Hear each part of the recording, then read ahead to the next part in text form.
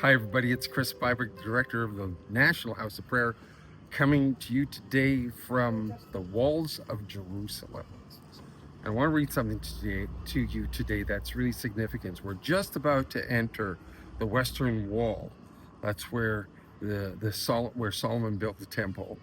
Right now, there's a dome on the rock sitting on there, but nevertheless, this is where you get this in this particular passage of Isaiah 56. You get two things that are being told there.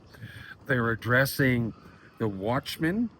Israel's watchmen are blind and they lack knowledge. And I really feel that one of the roles of National House of Prayer and those that pray for Israel, it's important that we're not blind and that we are. The Apostle Paul prays this many times. One of the themes of the apostolic prayers is wisdom and revelation in the knowledge of Him and to know Him more. And so wisdom and revelation, which will give you vision, right? Which is so important that you have vision and to recognize the seasons that we're in, where we are, and what's about to happen. And the watchmen, it says in Isaiah 56, the watchmen are blind and they are like dogs that don't bark. And here we are, like a watchman right here. We're on a wall, we're watching, we're looking, and many of you are on a wall and you've been perched in a place to watch and to pray. And also in Isaiah 56, it talks about this. It talks about my house will be a house of prayer for all nations. That's this place. This wall, this tabernacle is a house of prayer for all nations. And we are invited. Actually, what I love about Isaiah 56, and we see this when Jesus made his triumphal entry and he came into the temple just before he was crucified. And he came in and he pushed away the tables of the money changers. He was upset. The reason why he was upset about that, it wasn't so much that they were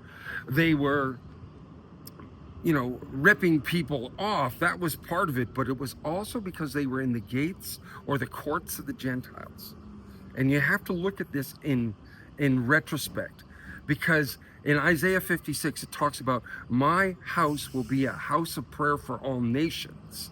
And so Jesus is prophesying in this his act, a prophetic act of turning over the money changers, because those money changers were blocking the place for the Gentiles to come in because they were allowed to come in. Isaiah 56 says that if you have a heart for God and you keep the Sabbath, you can come. All the nations can come, even those that are disqualified by the law, like eunuchs, are even allowed to come into that place. And that's why one of the reasons why Jesus said that, and said, my house will be a house of prayer for all nations.